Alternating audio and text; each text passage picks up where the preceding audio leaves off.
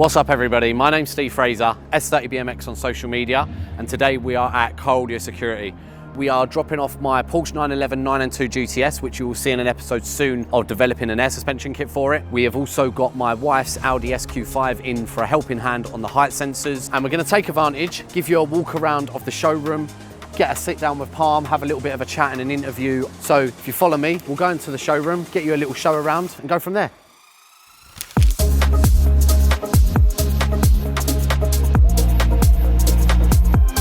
One of the good benefits if you do visit Carl Security, they do have a full airlift display, so you can see all the products, how they work, speak to a member of staff or the team, and they'll be able to give you pros and cons of certain applications for your car, which is a massive help for someone to see the physical product in person before you make the opportunity or the choice of buying it.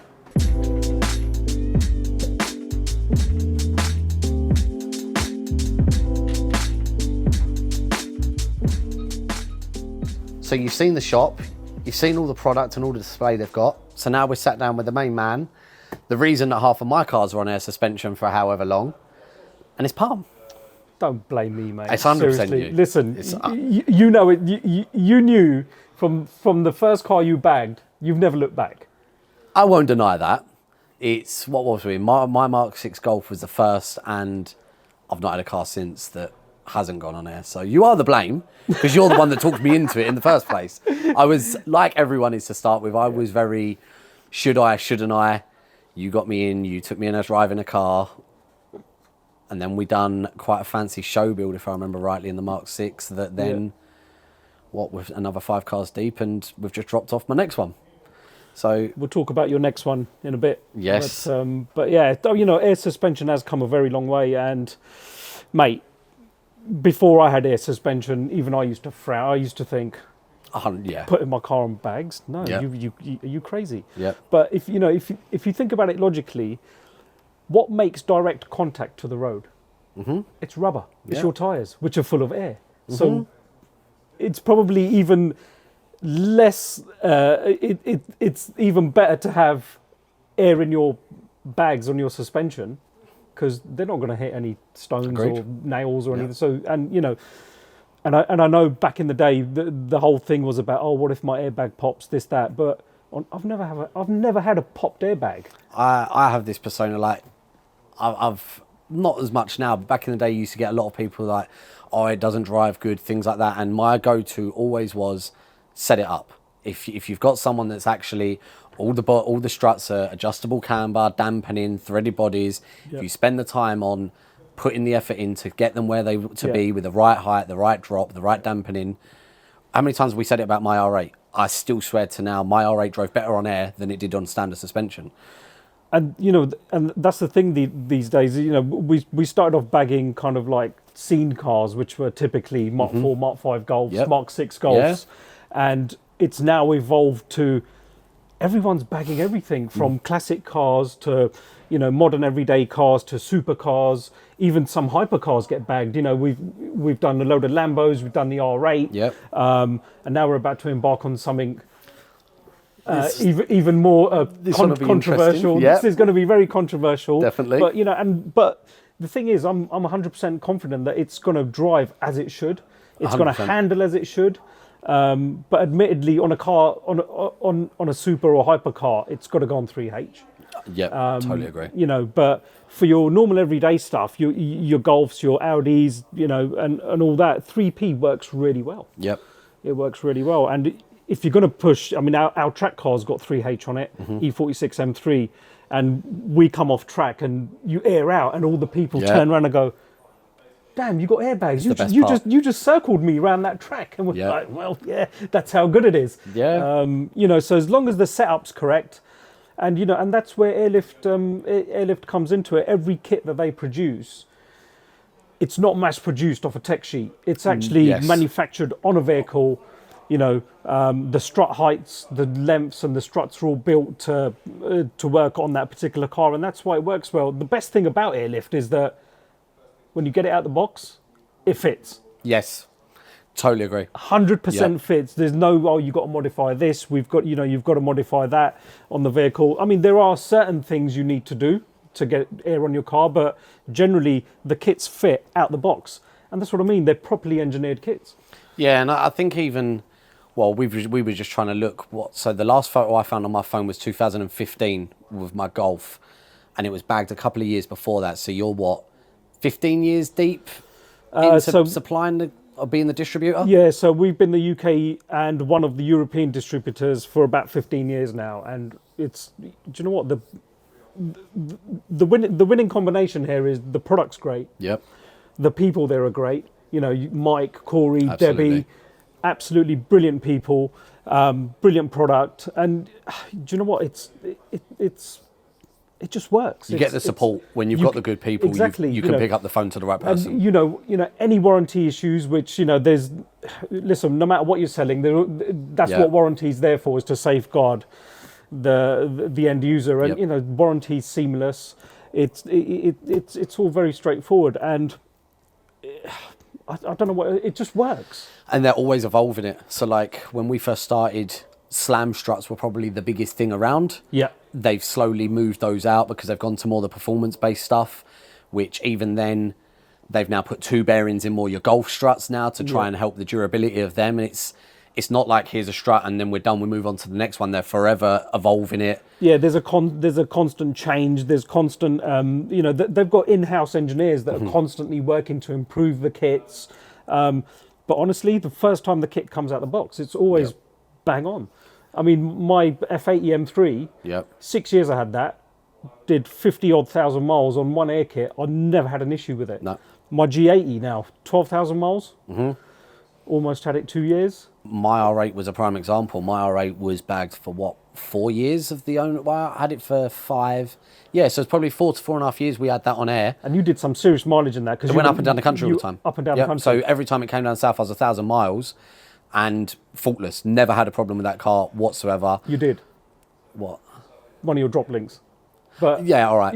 That's... But then that's a mechanical part that if you go and get a transporter, eventually you're going to need to do drop links on a transporter. The actual management system and the struts, faultless. It was. And it's still on the car now, wherever they're going. My old S3 still rolling around on air. Oh, yeah, I forgot about that. Yeah, mate. And the TT. Was that on 3H as well? No, so the S3, No, that was 3P. No, I think 3P.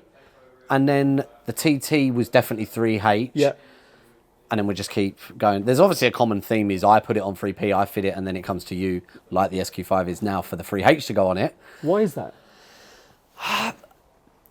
I think you've got to do a lot of... They're easy to work. Running the looms is easy. They connect to the same loom that's part of a 3P. Yeah. But it's quite intricate and involving getting the brackets and the sensors right. It's time consuming. Yeah. As where when you give it to someone that's doing them daily or weekly, it's going to take Jay a day today to throw those sensors on and be done, and I can relax and hang with you guys. As where if not, I'll probably be on the driveway with the boys stressing out my box of trying to make them work. But I will be the first to say that I won't drive a car not on 3H. Once you've gone to that, you have to have 3H. You don't look back. No, but you don't know any different to start with. So I always course. kind of say to someone when they're like looking to buy a kit, do I go 3P? Do I go 3H? I try and get a bit of background. Have you been on air? No. Okay, well then go 3P, get yourself on the kit, see how you like it. You just upgrade at a later date. You're not having to rewire anything. You're just bolting the products on to go with what you're getting, and then it just benefits and gives you an even more advantage. See, for me, the 3P is absolutely brilliant. It does what it's supposed to do. Mm-hmm. It hits your presets, makes your car go up and down, makes it look cool, and the drive it's seamless. It's as good as OEM, if not better. With the 3H, it just gives you that little bit of extra. So if you're running fitment, for example, hitting your presets is a lot more accurate. 100%. So if you're running fitment, it's perfect for that. My R8's that one. My motorway height on my R8 was stupid.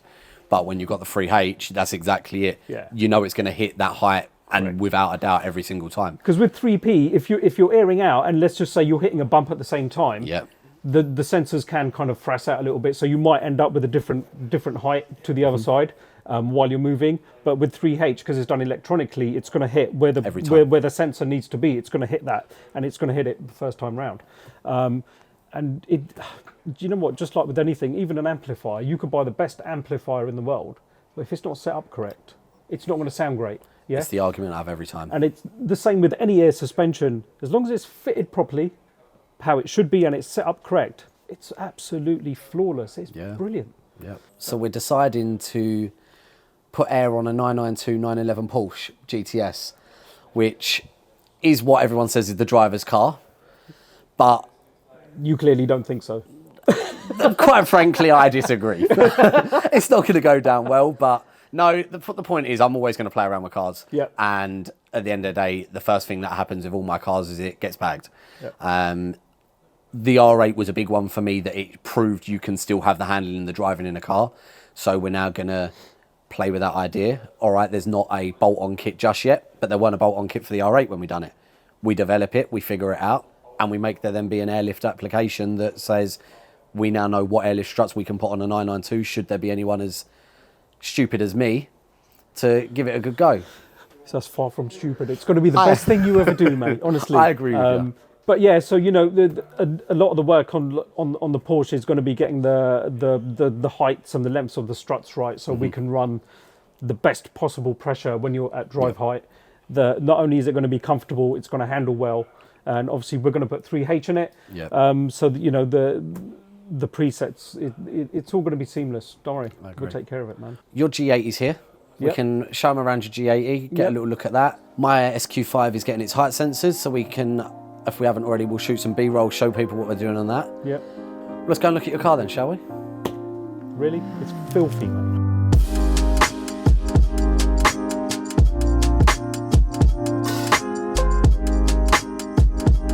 So one real good thing about the airlift management is there's a free app that you can download, and you can pair up your system to it, and you can control everything off your iPhone or your Android phone as well. Even with the car switched off, if you go through the controller, you can put it into show mode, so you can actually operate it while the car's off as well. And show mode will automatically switch off next time you do an ignition cycle, so it won't stay on all the time. And it works quite seamlessly, really. There you go, 3H presets hit first time.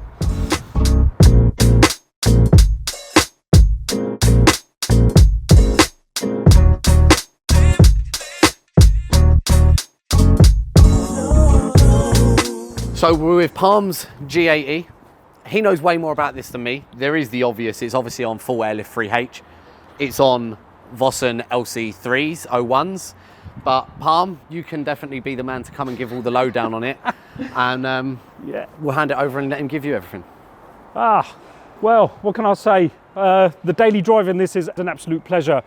I mean, there's nothing worse than buying a brand new car and you're driving it home and thinking, this suspension's sorry, BMW, I know you probably spent millions of pounds putting R&D into it, but for me, just having my cars on air, for me, they drive a lot better. Obviously, the convenience factors are a lot outweigh anything else. You know, I can avoid potholes, I can avoid the big ramp into my driveway and stuff like that, and I can be cool at a show. But basically, yeah, the car drives absolutely brilliant. Now, there was no kit available for a X-Drive, so we had to actually make a kit for this car. I believe from memory, we ended up using a F80 rear kit on the rear, and then we used some G20 struts, the BMW G20 struts from Airlift on the front. They needed modifying on the bottom cups. There is a full video of it on our channel if you want to watch the build process. But yeah, so now this kit is now, I'm 12,000 miles in on this kit, and it's been absolutely flawless. Listen, Airlift, airbags, all the way, man. I'm telling you, it's the best thing you're ever going to do.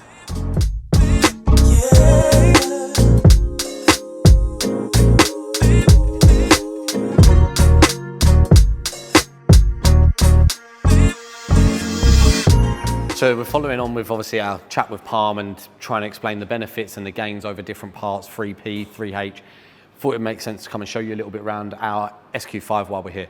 So the full kit on this is Airlift B9 kit, threaded body strut, so it means you can adjust the height, lengths, adjustable dampening, adjustable camber, and then the good thing with this is we can show you how the height sensors work, because Jay is in the middle of trying to get them mounted up. So he's made an OEM bracket that will say where it is, and then it's essentially, we're just going to have a lever arm here which will work on your percentages, and I believe we're going to do a mounting point up here with the rod that will then determine the percentage of where everything goes. As we said in the interview, once you go 3H, you're always going to want 3H. It's on the dot, it's pinpoint perfect, and it makes the car drive so much better. If we go to the back, we'll show you the different sort of setup.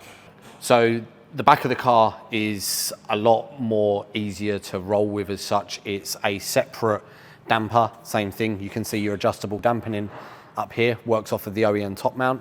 Then for this kit, we've got a new tow arm so that it gives you more clearance on the bag, double bellow bag on the brackets, and it's as simple as that.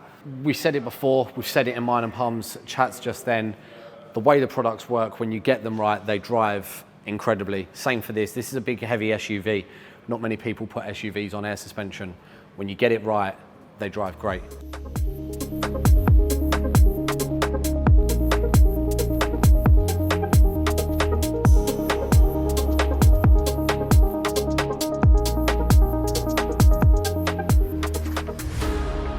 So guys, that will conclude our dealer visit of Car Audio Security, which are the UK distributor for airlift suspension. Hope the video has been beneficial for you. Make sure you are following Airlift Performance on all of their socials. If you want to follow anything we do, it is S30BMX on any socials. And we'll see you in the next episode.